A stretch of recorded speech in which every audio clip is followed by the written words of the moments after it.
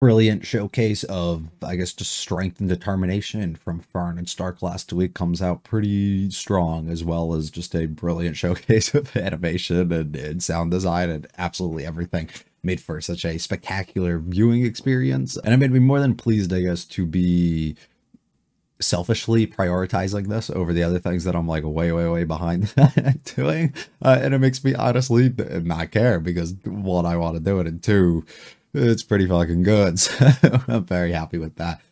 Moving forward here, we got the Oro versus the free run fight, which I'm assuming will happen here. I don't know if it's going to be as complex. Like I talked about this a lot, so I guess I really don't know. Because my initial assumptions were that this was going to be pretty straightforward and simple, and Freeren's just going to have a dominating victory in a way. But the confidence in which we kind of got out of our last episode made me like the way that she was presenting herself after knowing that she could easily be defeated by this person and has before. And her confidence in this situation makes me think that she is a lot stronger than she initially was. And all these years since she's ended up coming back have been not put to waste, and she's actually, you know, doing whatever she has to kind of improve herself. And we might be in for another beautiful showcase here. If not, and they just want to have Frieren annihilate her, I'm here for that too. But I am really just excited to see kind of where we go from here. This is a Toho show. It's going to get blocked at some point. They've got like every other episode I've done already. So when that happens, probably about a week or so, a week or two after it gets uploaded, take that down. I'm going to remove the video section from it, and then, or the reaction section, just check the link in the description or the comments, and you can go and watch it from there if you still are interested.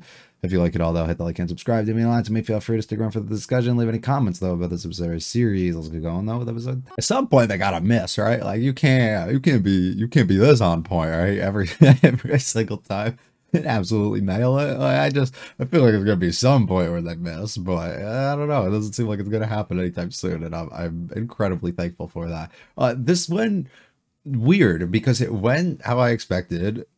Well, I guess let me back up. It started, or it went how I initially expected it would go, and then over time through meeting Aura and like some of the other stuff that was introduced, it altered and no longer went how I was going to be expecting.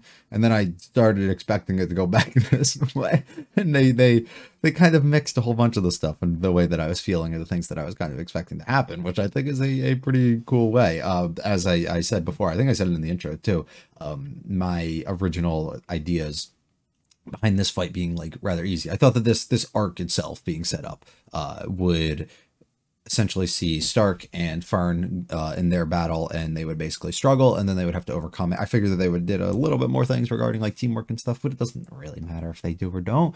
But being able to see what they ended up have occur, and for them ended up working out basically as I expected, that they would struggle within that fight, but they would be able to overcome it, and they would be able to basically surprise themselves and figure out that they're a lot stronger and a lot more confident or capable than they initially probably expected. And then on the other end, Freeman would probably be able to handle things way too easy, and then it would allow us to see like how fucking powerful and how much like time and effort and everything that she's kind of put into becoming exactly who she is, and have that be like the first big like grand scale time that we end up getting to see this, I think, which would make sense. And it sets up like a big dynamic where you already know how fucking strong that she actually is, but it allows you to kind of put that into perspective of the other people that we have seen and maybe what we might be looking at going forward. If these other people that others are so in fear of are absolutely nothing to her, the type of enemies that we will end up encountering at some other point are probably going to be a big deal. And also just the idea that there's a lot of like intricacies and things that can go into when it comes to suppressing these things and whatever else it is. So there's probably other people similar to her, possibly, maybe other elves, maybe other demons, or maybe I have no idea, but somebody else that's similar to her who might be also just be like hiding out in a forest, or might be doing something and kind of just being on their own and practicing day in and day out to ultimately get stronger, and then might actually just be out there being stronger than her while she's spending all of her time since she ended up joining that group with our other heroes, right, ends up kind of losing all that time that she would be able to spend to constantly keep getting herself better, while maybe there is somebody out there who is still just doing exactly that and stuck in that way. It's just me speculating, I guess, on what would be to come possibly. But I think ultimately this ended up going more so as I expected, but way better in the way that it was presented and brought upon us. I felt all this was going to happen as well, like I said before, for the idea that Aura started to gain a lot more confidence, which played perfectly into exactly how they kind of brought about this episode, on the idea that they are kind of overconfident in themselves and kind of just want to showcase these things because it's similar in a comparison to how like we buy things, you know, to showcase outwardly towards other people that we have money or that we are in a position of power or wealth, or we understand things, or we're trying to present ourselves in some sort of way to give off an impression or representation of ourselves, so people immediately see that and know it. It's similar, like if you see somebody like walking around and they're wearing like a suit, or they're like dressed up like nicely or something, right? Like you assume you can make assumptions as to maybe what their profession is or maybe what they're doing, but also you kind of get an idea of maybe this person has their shit together, when a lot of the times they might not. But you can kind of start forming these ideas and these things, and those people may not, and they're outwardly trying to present that to other people, though maybe that they do, just to give off that impression for whatever reason. Is a lot of times we do things as people to kind of please others, and not necessarily just for ourselves, even if we do tell ourselves it is for ourselves. A lot of the time that might not actually be the case. So being able to see kind of that idea represented a little bit within this world, but also the idea of demons on the other end kind of being in a similar spot, the idea that they can suppress these things if they need to, but they're also incapable of actually doing that because they have to kind of outwardly present themselves in certain ways, because it's just a thing of what they do, right? It's just like, it's natural. It's not something that can really be explained too properly, because people just kind of act out of it. It's a way of behavior. That just seems to kind of occur within everybody, which I think is a fun way for them to kind of present it, because it also shows their incapability to be able to like communicate effectively and actually understand what other people are saying, and put that into perspective in a way, similar to how we saw them not, you know, be able to understand the whole family thing, but try and use it as ways of deception. And they're kind of doing the same exact thing here. They use that as a way of status and showcasing their strength and everything, but at the same time it is deceptive in a way, because anybody who can actually read into it and see it will assume that they are just like way stronger than they actually are, and they want you to actually see that, which I think is a fun way of kind of presenting that and showcasing it. Friern's line at the end telling Aura just to fucking kill herself too, it's fantastic. And so she doesn't actually have to do any of it, but because the scale ended up tilting so heavily in her favor at the end of the day, she ends up gaining full control in a way over all of these things, and she can kind of set all the souls and things of these others, the headless knights and everything that Aura was controlling at the end of the day, free, while ended up killing her. So how does Aura work? I wonder, because she was what, resurrected or reincarnated? No, not reincarnated. She was just resurrected, right? Like brought back. So how is it, like how exactly does that work? Is that something that can just constantly happen over and over and over, or like can we kill her for good at this point? You know, because I mean I don't know exactly what happened before. Maybe they were able to get like part of her or like something of her, and maybe she wasn't like dead, but she was in a state of like whatever for a certain amount of years, like of sleep or whatever. So I don't actually know. Like, is that going to be a concern that we have to worry about her coming back at some other point? Even though we see it's not really going to matter because Friern's so strong, but it's just something, I guess, to kind of think about and keep our eye on where we might end up going. I love the heavy focus of not actually having like an intense battle or things occurring between Aura and Friern here, but instead showcasing a lot of her upbringing in a way, and the way that her and Flame's kind of like dynamic was, but also their teacher-student relationship and just their relationship in general, what Friern exactly learned from her, why she acts in the ways that she does in certain ways, or thinks the certain ways that she does. As we learn a lot of the stuff, I thought that she had a deep-rooted hate for demons. I mean, that's something that became pretty apparent, but why exactly that was the case, being able to see that showcased as they come into like a village, I'm assuming of hers, unless she just came to help.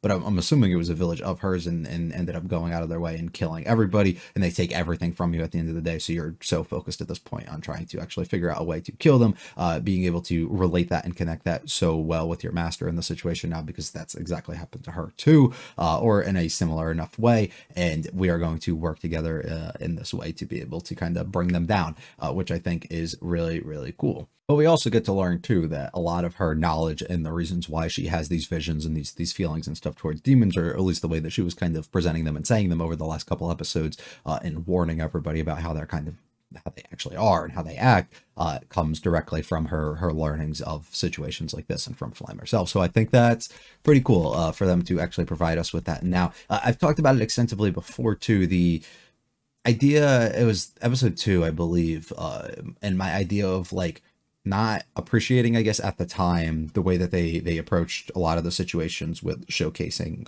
her party or backstories or whatever it is, because I felt certain moments that they present could hit a lot more and be done a lot more effectively had we had a longer lasting relationship with somebody, or learned a little bit more about them, or had a little bit more focus on them, right?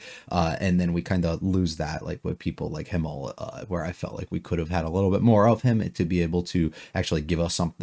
But it really showcases once again here how I was wrong in my feelings and how that's kind of changed, and how I think that the perfect way of doing it is to jump you into the story and then use what's happening now as a way to kind of tell the story in a way of like being like, you know, history repeats itself in a way, showcasing these are the things that have happened in the past, this is what's happening again in the future. Not everybody has the knowledge or the understanding properly of what can come about or what is going to come about, and having Frieren as like that middle ground person who's been through everything because she's ended up living so long, and then we can relive so many memories and so many things that have happened in the past before, one at a time here, which I think is really, really cool, and present that all together in certain moments like this that are so important, such as bringing up things about this battle that they ended up having before, or bringing up why demons are, you know, how they are, how the effect and everything that they've had on Frieren and the other people within the world and stuff. But being able to use flashbacks and connections of other characters and stuff together works so well, especially as we see later when our party comes all together and we come to recruit Frieren. Basically, we get to see how all of that ended up forming up too,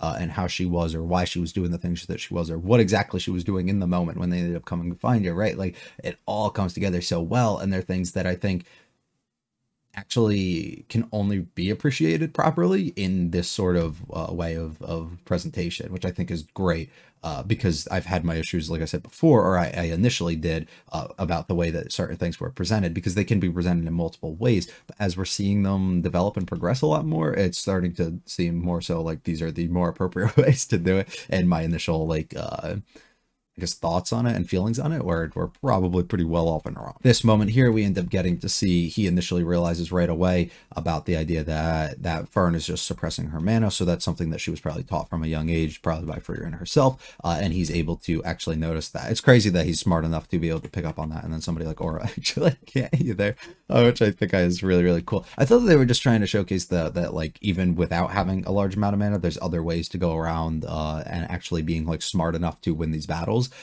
because demons are so like unable to kind of think of things in variety of ways or like properly, or in comparison, I guess, to everybody else, that it would allow us to kind of outsmart them. So it doesn't matter who's stronger, I guess, through mana or whatever else, if we're able to have upper hands in certain situations, such as Fern being fast or just being smarter or whatever the case is, actually is the more important thing in this situation, which I think ends up not even close to being the case. But I thought that we were going to play more so into that. This is the Frieren backstory I talked about a bunch already, and how all of that was kind of brought together. The idea of Flam being like, you probably should have his friend, you're stupid for even taking up on this fight, I think is really, really great.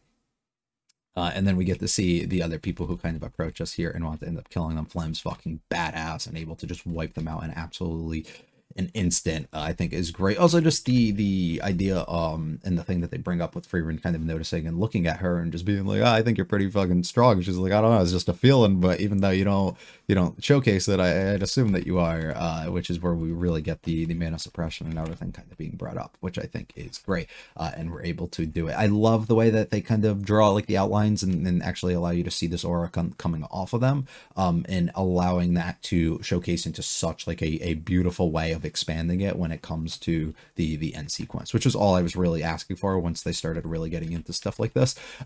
So I'm very happy that they kind of went into that. Like when they showcase it like this, I think it's great when you later get to see Aura get completely like covered in basically Frieren's, because it has such a wide range and she's putting off so much, which I think is really, really cool. Whole bunch of things that they just kind of get into that I've talked a little bit about already, but I think is very important for it. I love the planting of the flower bed and a whole bunch of the other stuff that they kind of were presenting for us here, which ends up playing a role later on when we end up doing all that stuff for Himmel and a statue and stuff. But we also get to start learning this is the beginning of the journey where maybe Frieren starts collecting spells and other things to do, just because it's things that people like, even if you don't know that about them. You get to see these special sides of them, which I think is really, really, really cool. And it's what makes magic so unique and special and good, which allows her to be brought back to her roots a little bit more of why she loved it at first, and now she's just like kind of just likes it, or she thinks it's okay, right? And allows her to really find and rediscover that love that initially was there before,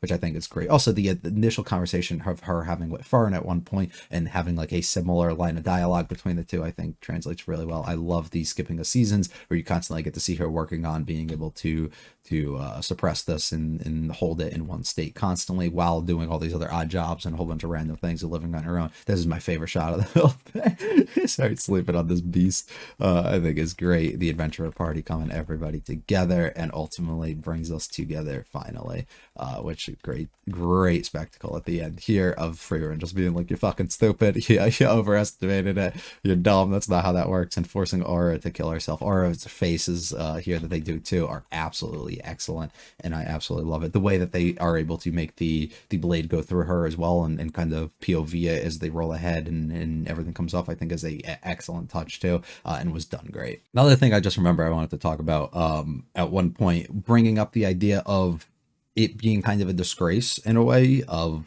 us as mages going out of our way to kind of kill these other people who spend so long at, you know, learning magic and doing great with this craft that they have, and kind of ruining that by going out of our way to kind of kill them or get rid of their kind as a whole is kind of a interesting idea that she's okay, you know, taking that blow, whether it be socially or whatever, and having to be outcasted in those sort of ways, as long as it means kind of returning everybody else in this world back to no longer having to fear these other people or no longer having to run into losing their lives for useless reasons through the demons, and allowing other people to have to go through these certain things of having their villages raided and stuff, like has happened before to them, right? Like, we're trying to avoid that, and we'll do absolutely everything in our power, despite the way that other people look at us, despite the way that, you know, it might be frowned upon for people who do what we do, and it might be just kind of a negative thing overall, I guess, as others may look at it for us to do. But at the end of the day, it's something that we feel is necessary for the betterment of others and for ourselves and safety in a way, and we have to kind of approach it and look at it in that certain way, which I think is pretty neat. And it takes a lot for a person to be able to do that, to forego everybody else in the way that they might be looked at by people or treated, as a result, to kind of go for what they truly feel and think is correct, because it's so out of the norm and so different in a way, and it's so looked down upon as if nobody else has ever done it, or people who have done it have like failed or been treated so poorly that nobody else would dare to continuously try or go after it or take an approach like that, right? So it's a interesting thing, but it works perfect for somebody like Frieren, who literally doesn't fucking care. So it works perfect for her. Or Flame, who clearly had like a strong attachment in issue with demons themselves, and was kind of going out of her way to be able to do whatever that she could here, and was doing it all kind of solo at the end of the day, and ultimately ended up running into somebody who had that same kind of desire to do something like this, running through their blood, that allows her to kind of pick up on her and make them an apprentice, which works out really, really well. Probably overlooking some stuff, sorry if that's the case, but it's gonna be up for me. Another fantastic one, and I love the way that we don't have to go on a great like animation like action sequence thing like we kind of did last time, and allow us to kind of slow it down, get back to the roots a little bit, and allow us to really slow things down and just showcase the beauty of the world that can be, or the horror that has come before, but also different dynamics between characters, why they're in places that they are now, and also just how strong Frieren really is. And being able to do it in such a fun way, and I'm very pleased with that. So I'm excited to see where we go next. I have no fucking idea, but I'm assuming we just continue to journey onwards with our other two, and Frieren continues to teach them to the best that she can, and we journey onwards more towards heaven at some other point, hopefully. That's gonna be all for me. If you liked it all, like and subscribe to me on to me. Feel free to check out the other videos on the channel. Leave any comments for this specific series. I'll be back for episode 11 next week. You guys have a good one though. Peace.